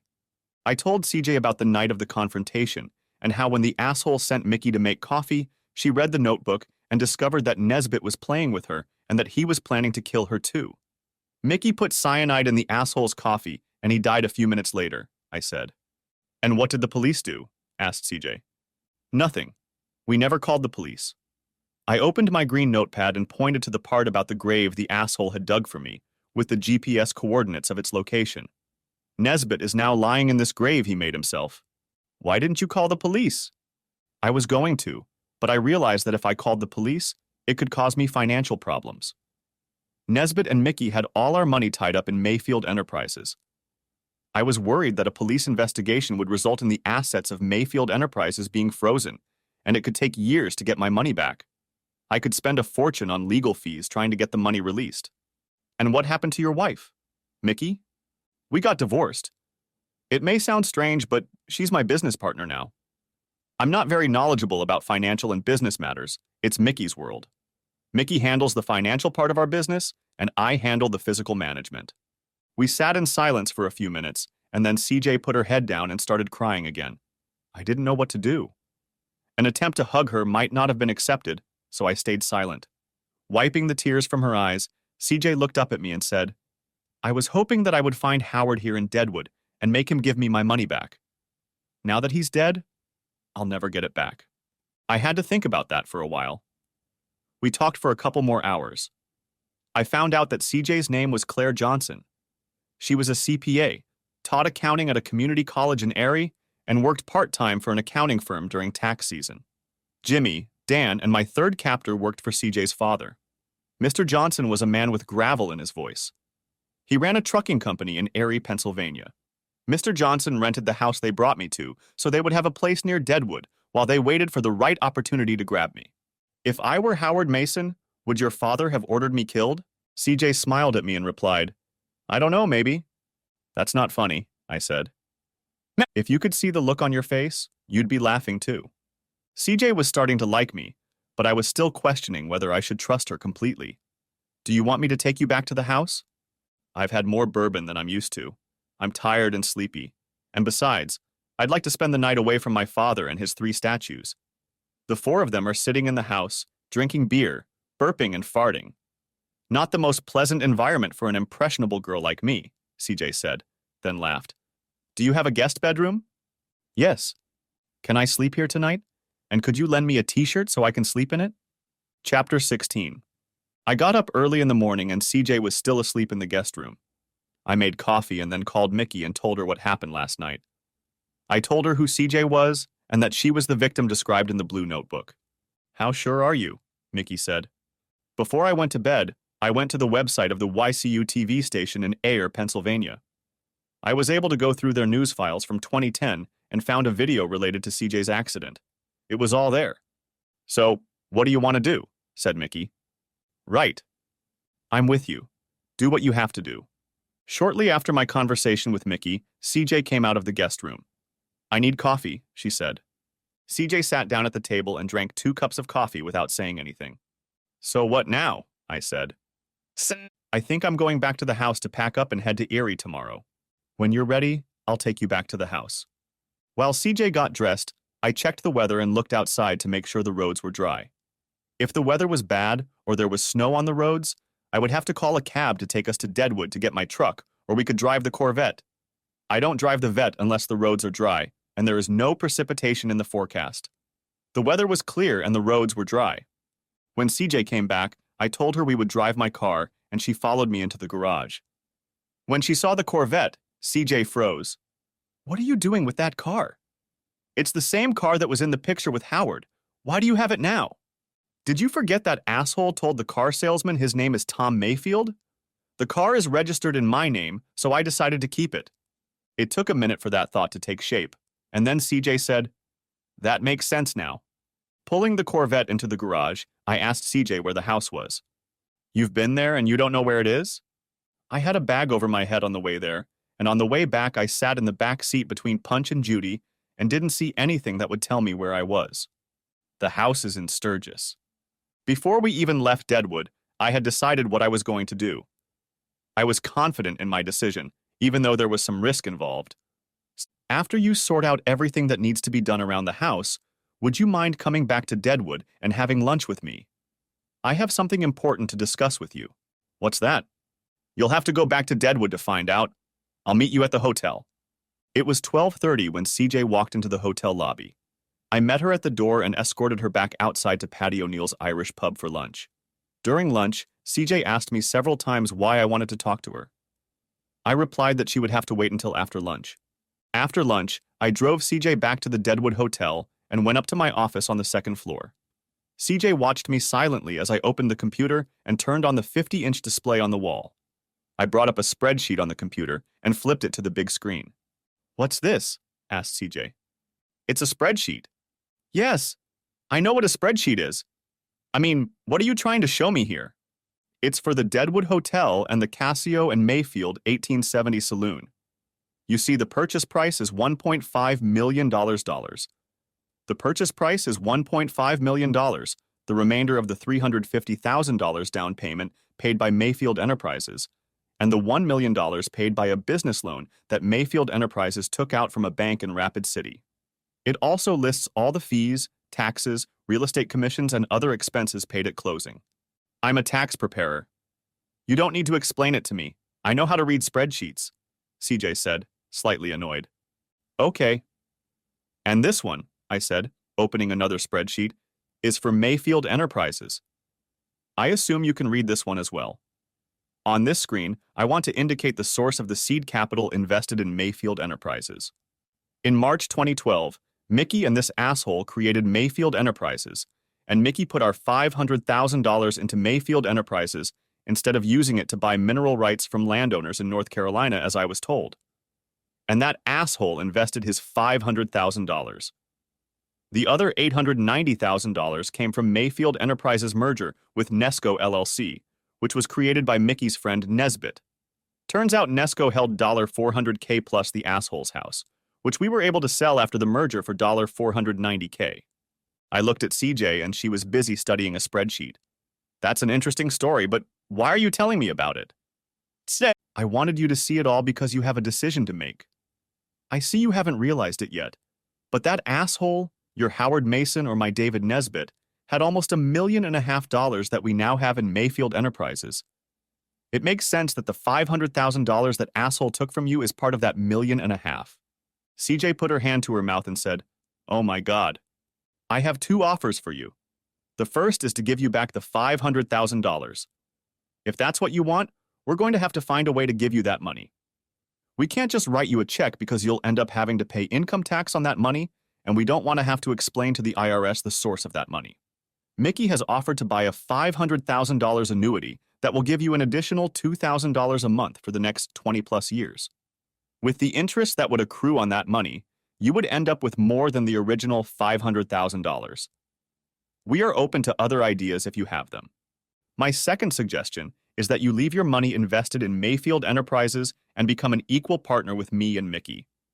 You will become our CFO and accountant for all of Mayfield Enterprises. You will be paid a salary plus benefits and bonuses based on the profitability of Mayfield Enterprises. What will I do with my teaching position? You could continue to do it and do Mayfield Enterprises accounting remotely on your own time, or you could come here to work and take a more active role in Mayfield Enterprises, which is what I would prefer you do. I thought your ex-wife was the CFO. Mickey will be listed as vice president and will be responsible for finding investment opportunities and new business ventures, I said. That's a lot to think about. How soon would I have to give you an answer? I can give you 2 weeks. I'll need to find someone to fill the accounting position if you decide not to make partner. Wow, my head is spinning, but that's the best I've felt since the car accident. It's nice to know that I haven't lost everything. I'll think about what you're offering me and give you an answer as soon as I can. CJ and her father stayed the weekend because she wanted to attend the grand opening of the Deadwood Hotel Casino and Mayfield's 1870 Saloon. The opening was a success. The hotel was empty and the casino was full despite it being December in South Dakota. I was busy most of the day, but I saw CJ happily playing the slots, and I spotted her father playing blackjack in the saloon. The next morning, CJ, her father, and the 3 statues headed back to Erie. I spent the next few days waiting for a call from CJ, hoping she would accept the partnership offer and return to Deadwood for work. When I hadn't heard from CJ by Friday, I began to think that she would decide to get an annuity and stay in Erie, and I would never see her again. That made me sad. I had grown very fond of her and wanted a chance to make her mine. CJ never called me. She just showed up at my house on Saturday and said, "Your new partner is here and ready to get to work." She then gave me a hug and a kiss on the cheek. For the next 2 months, CJ lived in my spare bedroom, and then one night she told me she had found an apartment she liked on the 2nd floor of one of the old buildings next to the Deadwood Hotel. I didn't want her to leave. "I wish you weren't leaving," I said. CJ put her arm around me and said, "Why do you want me to stay here?" I almost said I was in love with her, but changed my mind and replied, "Because it feels so good when you hug me like this." "If it feels so good to you, what if we do something?" CJ and I have never been on a date, so I wasn't expecting this night to be about doing it with her. Just the thought of what we were going to do was getting me to the point where I was getting uncomfortable. After that first night together, CJ hadn't moved out. Nor did she officially move in with me. She left all her clothes and other belongings in the spare bedroom, but she never slept there again. Every night she went to my bed. Chapter 17. CJ and I had been together for about 2 months when Mickey finally came to Deadwood to meet her. It was interesting to watch them look out for each other. In the end, it was Mickey who broke the ice. I think we have something in common. We both fell in love with two of the same guys. One good and one really bad. CJ laughed and said, You're right. I went outside to answer the phone, and when I came back in, CJ said, Mickey and I are leaving for lunch. I'll see you in a couple hours. Then they left. I didn't know if that was good or bad for me. When they came back, it was obvious that they had had a few cocktails along with lunch. They were both in good spirits and acted like they were old friends. Later that afternoon, I was alone with Mickey, and she filled me in on the situation. She told me that she had met a nice man and they had been dating for several months. His name was Jimmy Hogan, and he was a doctor with his practice in Asheville. She told me that they spent New Year's Eve at a house in the Caymans. After telling me about her personal life, she offered to bring CJ back to the room so we could discuss Mayfield Enterprises business. The next morning, the three of us were in my office at the hotel when I received a call from the girl working at the front desk. She said there was a man in the lobby who wanted to talk to me. He would not give his name or say why he wanted to talk to me. I told the girl to send him to my office. The man who entered the office was short, stocky, and bald. He was dressed in a light gray coat and looked like a police detective from an old TV show. My name is Leander Mossman, he said. I introduced myself and then introduced Mossman to my business partners, CJ and Mickey. So how can I help you? I'm a private investigator from New Orleans, and I'm looking for a man named Larry Taylor. I don't know anyone by that name, I said. Mossman held out a picture to me and said, This is Larry Taylor. Do you recognize him? I handed the picture to CJ, and she showed it to Mickey. The picture showed a younger Nesbitt. I don't think I've ever met him, I said, and then asked Mickey if she knew him. I've never seen him before, Mickey said. CJ remained silent. Why are you looking for him here? Said I. Mr. Taylor stole money from some people in New Orleans a few years ago, and they hired me to find Mr. Taylor, said Mossman. But why are you looking for him here? Said I. Mr. Taylor defrauded my clients by investing in a casino. He said he was going to buy in Deadwood and then disappeared with their money. It's the only casino that's been sold to a new owner in the last 10 years, so I came to see if that new owner was Larry Taylor. This casino, hotel, and Mayfield's 1870 saloon were purchased by Mayfield Enterprises last May. Your Larry Taylor had nothing to do with our business, said Mickey. So who owns Mayfield Enterprises? Asked Mossman. The three of us own the company, said CJ. It's a nice place you have, said Mossman. We've put a lot of money, blood, sweat, and tears into it, and we're starting to get a return on our investment, I said. Well, it's been a long try. Looks like it's another dead end, Mossman said. How much did this Taylor guy steal from you clients? Asked CJ. A total of about $700,000. I wouldn't want to be in Taylor's shoes when your clients find him, I said. Mossman thanked us for our time and left. As he walked out of my office, I put my finger to my mouth so CJ and Mickey wouldn't say anything. Well, that was interesting, I said. I hope we never fall for a scam like that. Anyway, let's get back to what we were doing. The three of us didn't say a word about our visitor until we were back in the house. Do you think he suspects we lied to him? Asked CJ. I don't. He seems to have accepted what we told him, but to be safe, we need to bury what happened in the past and never go back to it, I said. Chapter 18. Since opening last December, our Deadwood property has exceeded our expectations. From April through the end of September, the hotel's occupancy rate was about 80% and approached 100% on weekends. The casino was busy every day. In October, business slowed down, and I asked CJ if she would like to go on vacation to the Cayman Islands. She was more than willing. On our first night at the Grand Cayman House, I proposed to CJ, and her response was an enthusiastic yes, after which she gave herself to me as a reward. She rewarded me every day we were there, and I never complained. Our wedding was held at the Deadwood Town Hall, and then there was a reception at Matfield's 1870 saloon. Mickey and her boyfriend were there, along with a few of our friends from Deadwood and some hotel staff. Later that year, Mickey and her boyfriend were married in Las Vegas. CJ and I were there as witnesses. By June 2016, CJ and I had a 1-year-old daughter, Brittany, and another baby on the way. Near the end of the month, I received a call from Greg Hadley, the casino's head of security. Greg told me that he had observed 2 men walking around the casino as if checking it out. According to him, they took some pictures and then headed into the saloon. I told Greg to meet me at the saloon, and I headed downstairs to see what these men were doing. Greg and I entered the saloon and immediately noticed the men. They were dressed in business suits and didn't look like potential robbers, but they were taking pictures of the saloon.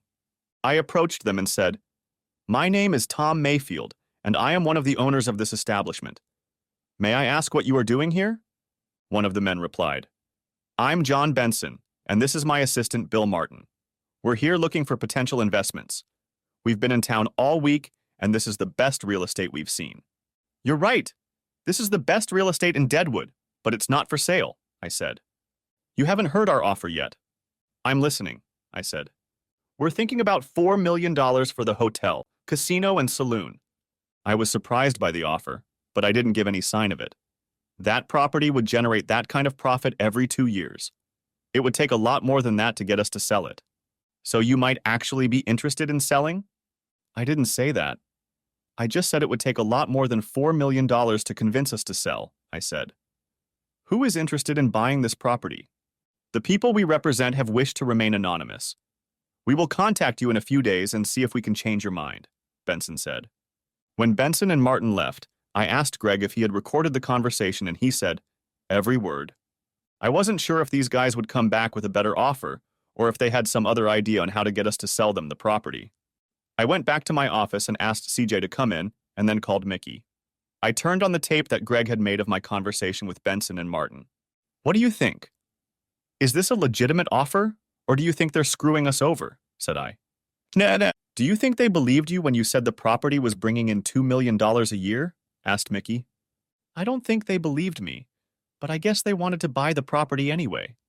I don't know what they're up to, so we'd better be careful in dealing with them." "What if they come back and offer $5 million?" said CJ. "Maybe we should take it."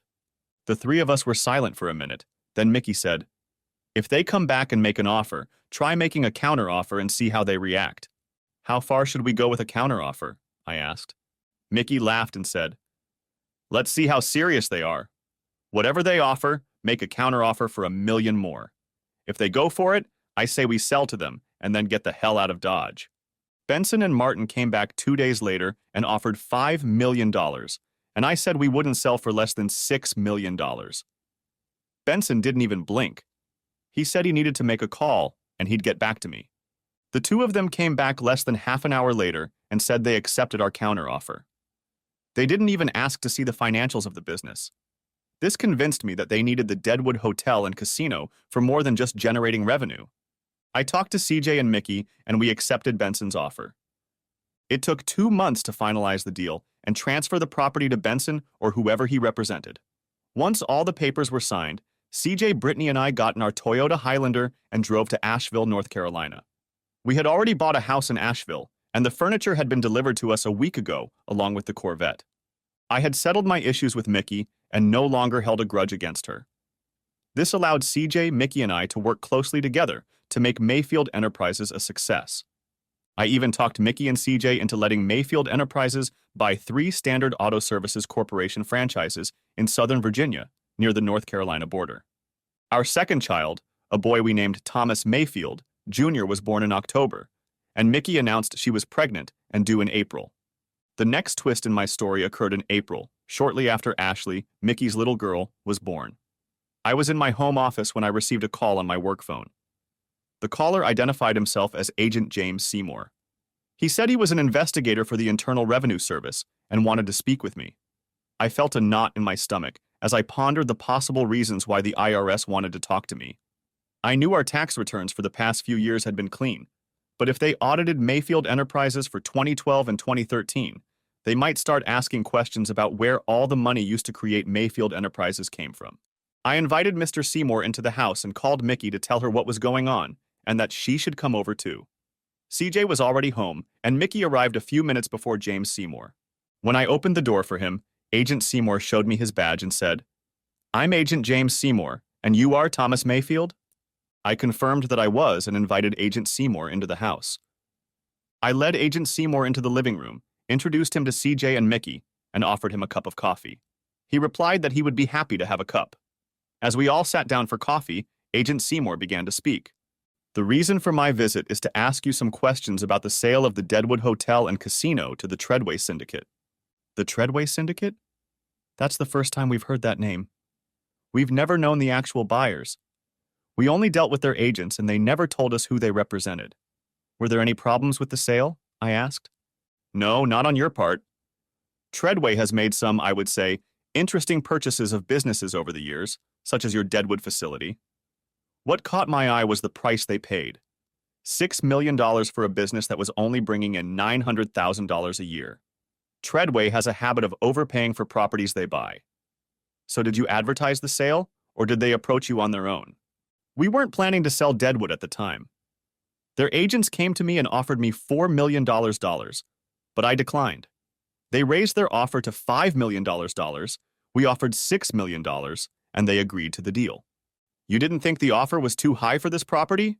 Asked Agent Seymour. Of course we did, but their $6 million is a lot of money, and it allowed us to pursue a new business opportunity. I will say that their offer made me suspicious. The thought crossed my mind that they might be using the casino to launder money, but I figured it was best not to ask questions and just take their money.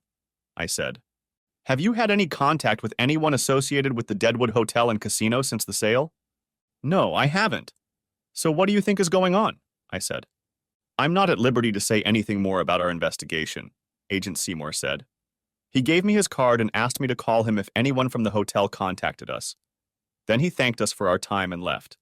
The IRS knows a lot more about what's going on in Deadwood than we'll ever know, I said. I wonder if the IRS investigated us when we bought the hotel. I wouldn't be surprised, Mickey said. Chapter 19. The final twist in my story came in June. Mickey, her husband Jimmy, and Ashley had come over to our house to party, and while we were enjoying adult beverages, I heard the phone ringing in my office. I was tempted to just send it to voicemail, but I decided to take the call. I was on the phone for over half an hour before I went back outside and joined the others. CJ looked at me and asked, What's wrong? I tried to keep a concerned expression on my face, but I couldn't hold it for long. As the smile started to spread across my face, I said, You won't believe what that call was about. Don't just stand there in a pole, start talking, CJ said. The call was from the police chief and the mayor of Deadwood. They told me that Greg Hadley, who was still head of security for the Deadwood Hotel and Casino, came to the Deadwood Police Department and told them that he had seen suspicious activity late last night. He said that a box truck pulled up to the back of the hotel, unloaded several boxes, took them down to the basement, and locked them in one of the rooms. Greg said he managed to get into the room and opened one of the boxes. It was full of drug packages, and Greg brought several packages to the police station as evidence of what he had found. The chief obtained a search warrant and then contacted the South Dakota State Police to assist in the search. The next morning, 10 officers from the Deadwood Police Department and 20 South Dakota State Police officers were ready to go on the scene with the warrant. By noon, police found 10 pounds of heroin that had been cut with fentanyl and packaged in bags. Hotel and casino management was arrested, and all employees were questioned. The next day, FBI and IRS agents raided Deadwood. They were upset that the local police had been the first to respond. A joint investigation revealed that the Treadway Syndicate not only smuggled drugs through the hotel, but also used the casino to launder drug proceeds. Deadwood police and state police quickly invoked South Dakota's asset forfeiture law and took possession of the Deadwood Hotel and Casino property. The mayor said they called me to see if we would be interested in purchasing the hotel and casino from the city of Deadwood and the state of South Dakota. They are offering us the property for $2 million. CJ said, Holy shit, and then covered her mouth with her hand and said, Sorry. How soon do we have to make a decision? Asked Mickey. They said we have a couple weeks to make a decision. But we shouldn't wait too long because the feds are trying to get their cut, and that could drive up the price. You know this ad could make the Deadwood Hotel famous. We could raise room rates and maybe get more visitors, CJ said. We could do that, but I don't want to live there permanently. We'd have to find reliable people to run the business, so we'd only have to visit once every couple months. What do you say? Mickey replied, Let's do it. And CJ agreed. Epilogue. March 2020. Ever since we bought out the Deadwood Hotel and Casino, things have been booming. Since opening, the hotel, casino, and saloon have been bringing in a little over $1.5 million a year, and our other businesses are doing quite well. The only dark spot in our future is the COVID-19 pandemic, which is just starting to gain momentum in the United States. No doubt Mayfield Enterprises will take a financial hit, but CJ, Mickey, and I have enough money in the Grand Cayman Bank to survive this pandemic. We are worried about all of our employees. We plan to keep them on the job as long as we can. It still amazes me that all the good things that have happened to me in the last 7 years started with a sociopathic con man who was willing to kill to achieve his goal of getting rich by taking other people's money.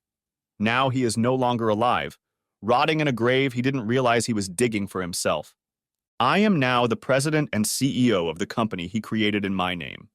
I took over his Corvette. We took control of Nesco, the company that was set up to launder his money. We gained control of his numbered account in the Cayman Islands, as well as his home there. And finally, we became the owners of the hotel and casino he wanted for himself. On top of that, if that asshole hadn't interfered in my life, I never would have met CJ. In the end, that asshole's greed ruined him and made me a happy and rich man with a beautiful family. The end. Thanks for watching. I hope you enjoyed it. So subscribe to my channel and watch the next video.